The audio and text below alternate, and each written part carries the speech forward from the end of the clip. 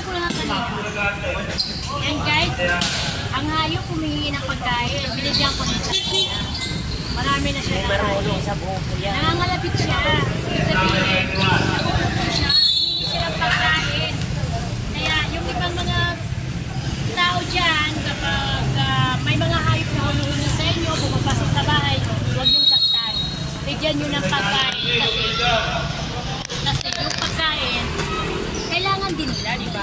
Hindi lang tayo naguguto, mga tao, pati mga pusa. Kaya yan ang gagawin ninyo guys, ha? Pag kayo'y mayroong hayop na nangailangan ng pagkain, pagkain ninyo. Kaya na? Kain? Ha? May dinuguan. Kaya nagtitinda ako ng pagkain dito guys. Kaya ito lang yung kinabubuhay ko. Ayan ha, mga surroundings namin na makikita ninyo. Yan lang. Yan, may isa pa yung nagtitinda ng kwek-kwek. Ayan, kaibigan namin yan. Yan, yan.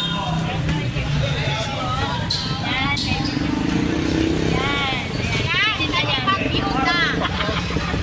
Si Carinderia and then si Quick-Quick. My best friend in the world, Quick-Quick and Carinderia. Dito tayo, 10 minutes. Ay, ano sa atin? Yan, kain na? Bukal mo, sige. Kasi, ganyan na talaga ang buhay. Mamay. Ka na? Ginig.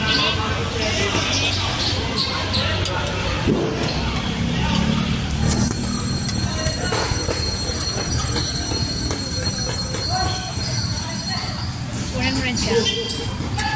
Yan, may bumibili, may kakain guys ha. Thank you. Oo. Yan ang mga ulam ko guys. Kaya, isa't kalati na. Kunti na lang, paubos na yung ulam ko. Kasi maganda ang tindera. Kaya, lagi kubos yung tinda. Diba? Pag maganda ang tindera, ubos yung tinda. Magbabayad muna ako sa garbage. Ayan, thank you very much Brian. Yan guys, ganyan lang ang buhay.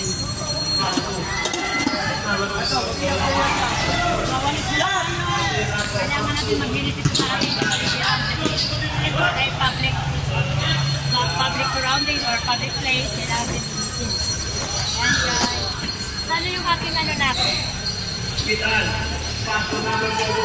Yan na, maglinis tayo.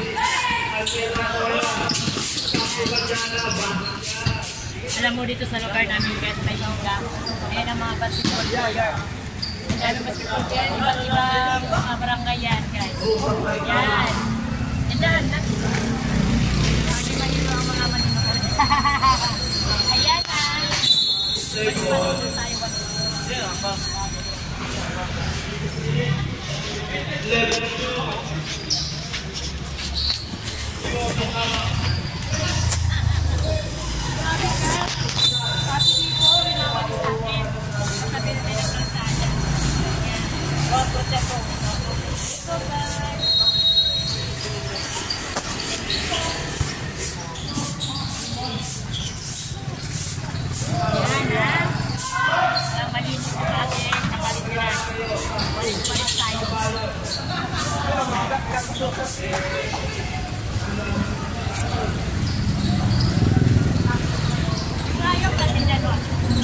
Ayan guys.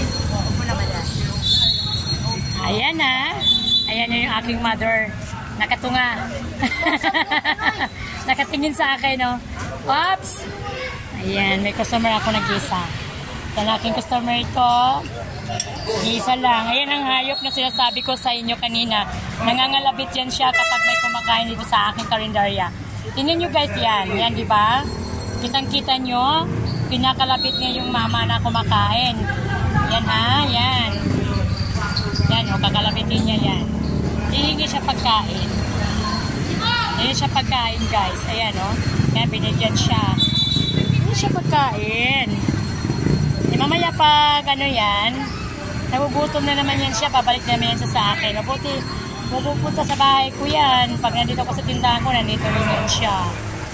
Yan. Namantayin yung aking alagang pusa. pusa. Yung pusa na yan, napakabait. Pag nagugutom siya, kumakalapit siya, kinakalapit niya yung mga customers ko.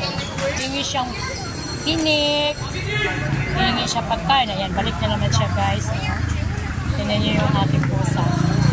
Pusang ligaw yan, kaya lang, inangkin ko na lang. So, ayan, kalabitin na naman niya yung aking customers. Ayan, hingi siya pagkain. Ayan. Kawawa, di ba? Kawawa pusa. Kasi, siyempre, pag kung tao lang yan, pwede maghanap po. Ayan, binigyan na naman siya.